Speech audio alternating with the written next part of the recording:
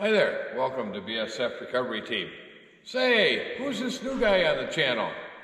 Did I fool you? Yeah, I finally took the time to go get a haircut. So, now that it's winter here, and we got a nice warm shop to work in, it's time to start fixing the tow truck. One of the first things to deal with is take a look at that puddle right there. Yep, it's coming out between the transmission and the transfer case. So that's the first thing we're going to do is we're going to drop out the transfer case, see if we can figure out what's going on. But before we do that, I got an early Christmas present here from my older kids that I think is going to help. So we got to put that together.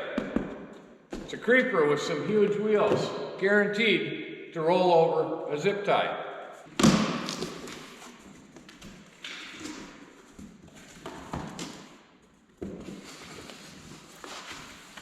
Oh, yeah, look at the size of those casters. That should definitely roll over a zip tie, maybe even some tools.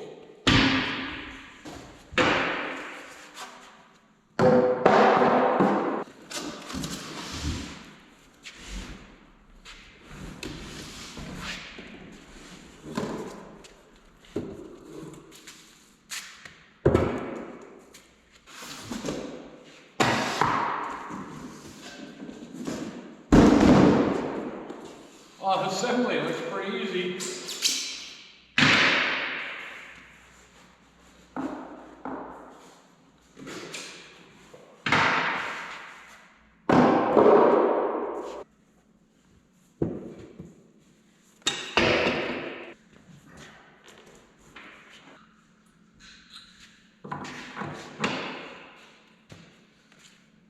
I don't even think we need the directions for this one.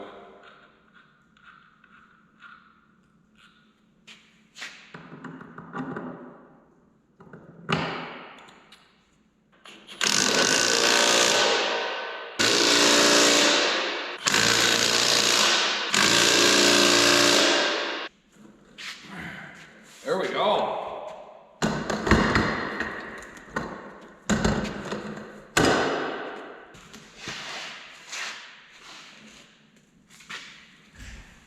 All right, first step will be to take the drive shafts off. Say, this creeper does work pretty good. Guess who stopped by to do some work on Toby also? So we're going to do some upgrades to Toby this weekend. And Chris and Gail are going to start by putting some new aluminum inner fender liners on the front. And we've got to change out the fender that I broke earlier this year. So we got another one of those. So we're going to unbox this Artec Industries inner fender liner set and film installing it, on the floor versus a lift. So that we can film a video of what it's really like to do it when you don't have a lift. Oh, everybody's excited to see Eric. You guys gonna help? You gonna help take the transfer case out? Bearing out here for the front half of the drive shaft. The wrecker just uses a stock drive line for the 1-ton K30 cab chassis. Haven't had any trouble with it yet. Of course, this carrier bearing has been lowered down to reduce the driveline angle for the lift kit. You guys might notice Eric got a new creeper. He got an early Christmas present from all the kids. And it's a cool creeper. All the dogs are trying to be helpers today. It's too cold in Wisconsin for them to be outside. Hi, the first thing we've got to do is take off this fender, which we've got to pull all these pop rivets out. We've got a couple of screws underneath the fender, and we'll get this taken off. We'll get the tires taken off, and that'll give us more room in the inner fender liner. I like the Christmas lights. Aren't you going to help, Gail? Are you here for moral support? You know what? I'm always moral support. Nobody told me I'd be on TV. Mara's moral support today, too. How you feeling today? Really sore. Mara had to have a little surgery on her back. She had a disc that slipped out, Probably from all that bouncing around in the wrecker, is what I'm gonna guess.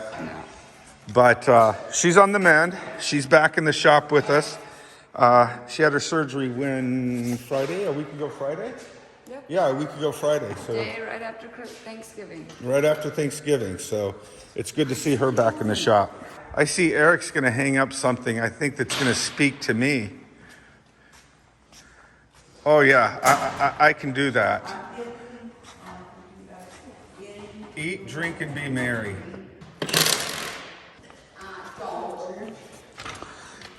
Are you a good helper?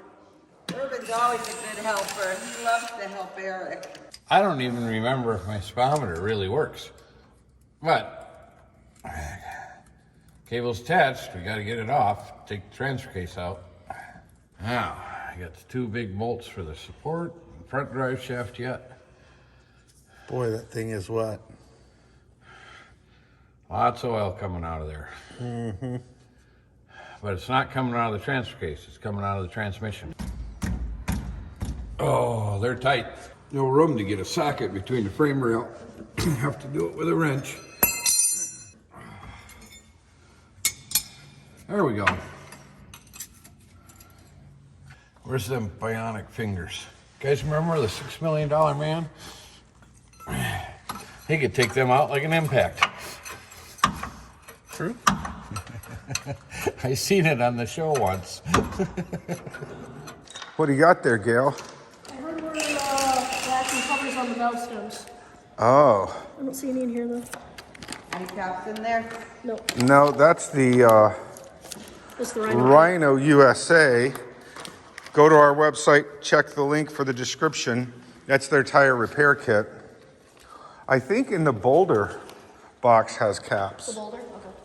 What next, Chris? I gotta have my spotter over here on my deck stand.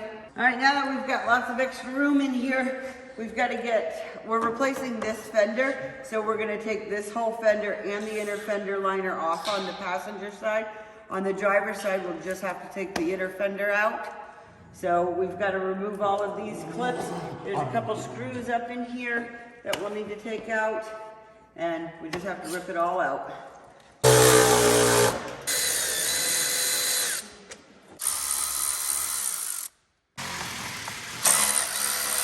Now, if we do this right, we should just have to give it a good tug.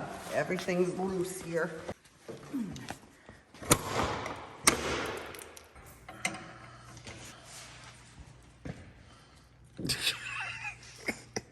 Bourbon walked over and gave Eric a big old kiss. How was that? Front drive line on the wrecker here is not factory.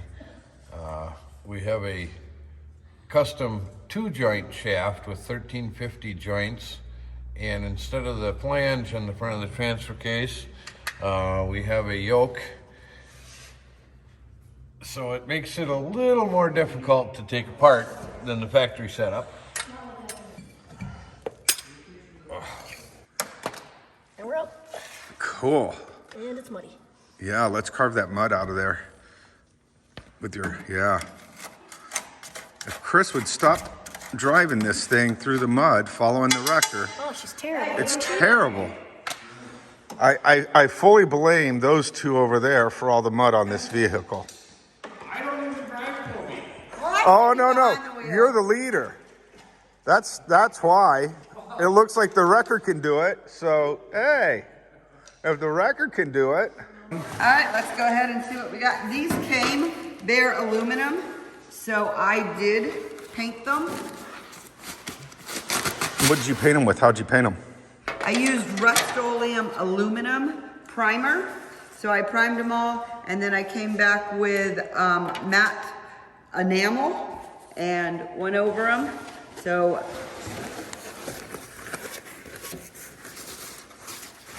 one of these is the left, one of these is the right.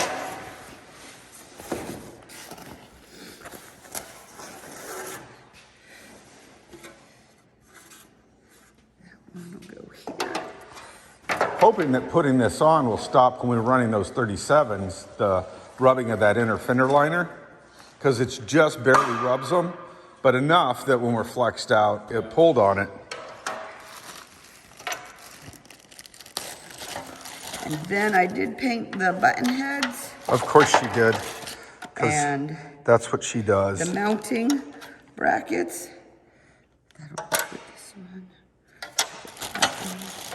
one. And this is our riv nut tool.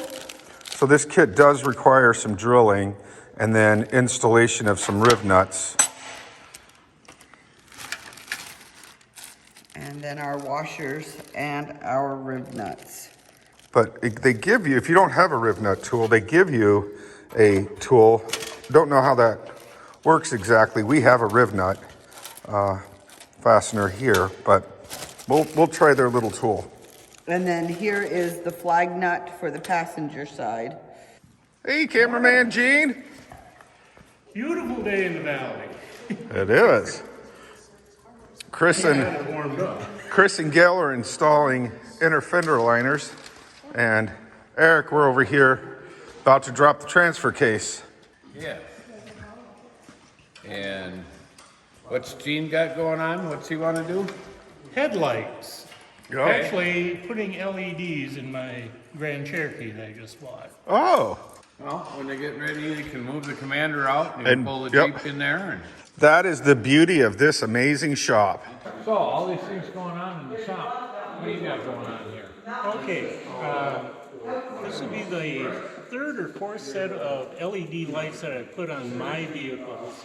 I've ordered them from Headlight Revolution, a company that started out in Bemidji, Minnesota, and they've got a YouTube presence, and they test all the different LED lights, and they have installation videos and whatnot, but they have really good customer service. The factory has a way of putting things in, and where you go in through the fender well. Unfortunately, for a guy with hands like us, Yeah. we ain't fitting our hand up and then twisting up here. And so there's numerous YouTube videos of replacing the halogen headlights with HIDs, and you do it from the top. And when you start looking at it, there's a few things that you have to move around, but it's a whole lot easier. Okay. Well, we'll check back and see how it's going. Okay. All right, let's get this lower piece on. This just goes on loose at first. That just goes on loose for now.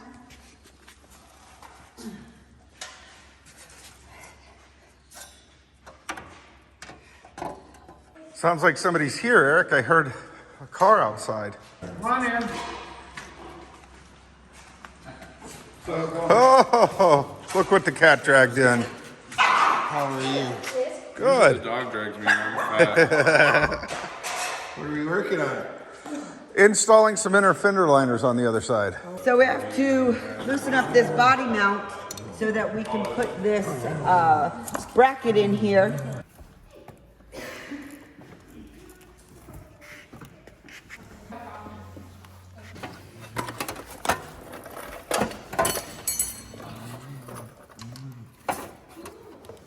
All right, well, I guess it's like that. I just gotta get it buttoned up. You wanna just, I mean, you can put it in there. I think so too, because I can't just hold it.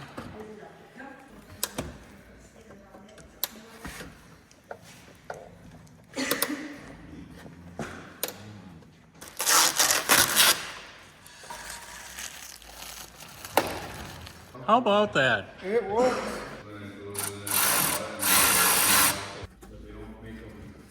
So Mara went and got us lunch today. Thank you, Mara, for the KFC. It's a good Sunday when you have KFC.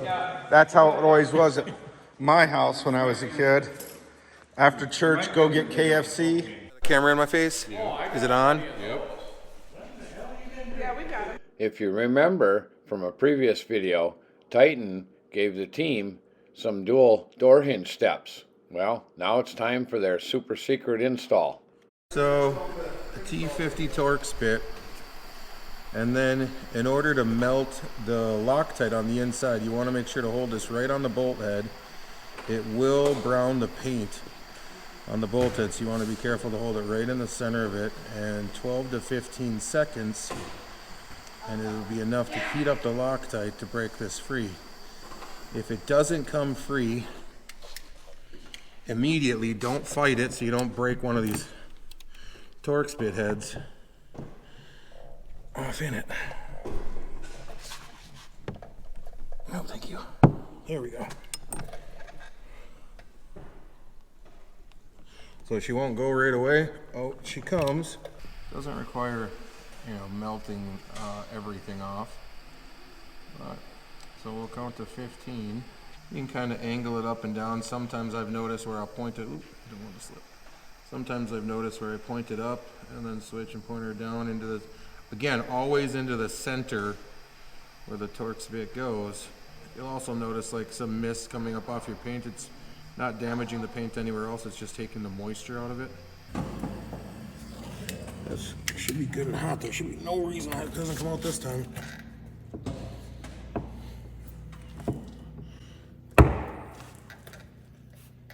There we go. So you can kind of see like on this bolt head, now we're not using these, we're going to use a set of stainless steel ones that are provided. So these are going to be discarded, so you don't worry about, like you see I talked about browning the paint, it only browns here, nothing around. So again, making sure the flame is pointed right in the center. It's just again a matter of letting the torch do the work. So a big thing to note is on the back side of here where you can't see on the inside of the door, there's a plate with 2 bolt holes. You don't want to pull both of them out and let the plate drop without somebody holding the door to make sure the door stays aligned. So you're going to loosen all 4, have somebody hold it while you back these out, and then drop the new ones in. Somebody has to be holding this as soon as you pull those out, otherwise you will be realigning the door. And something to note is you want whoever's holding that, there's 2 ways to do this. You could use blue painter's tape the entire way around the door, make sure the door is clean, and stick it tight if you're doing this by yourself. Or you have somebody, what she's doing is she's leaning into that door hard. So it is not a fun job because you actually do have to lean on it hard if you want it to stay. She just thinks she's leaning onto you, Troy, that's all. That's right.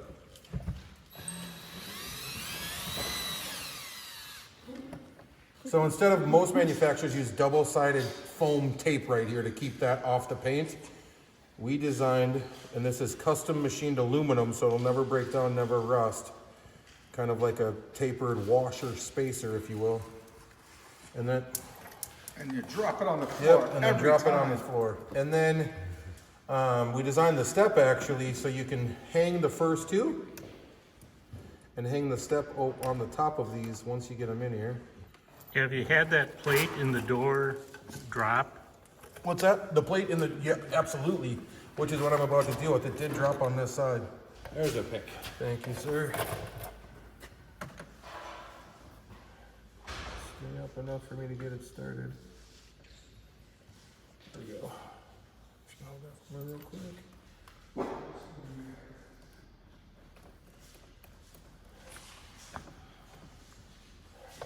So then once you get it started, if you look on the back side of here, they're large enough it'll sit up, drop down into here, because the bottom ones you're not able to do that. So I shall hold right there. These guys will line up perfectly down there. And then this goes on the back side. Try to do it a little, yeah, it just takes a second longer. All right, so that one's still. I don't have the other bolt though. You know what? I think I do. I went too far. I gotta get that standoff on the other side of the other one.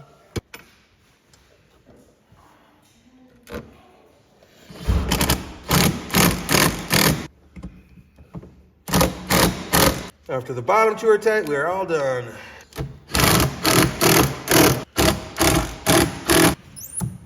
There we go.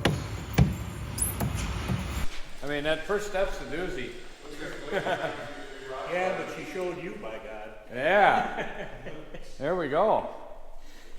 Things to note too, they will hold they will hold 450 pounds. To get your Titan steps, Yep.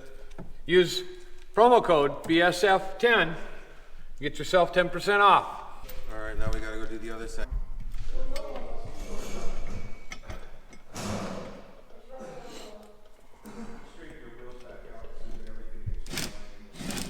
Man, Rachel made this look way easier. The little fingers. A million times. That's why I wanted to do this round. Little fingers in the help, man.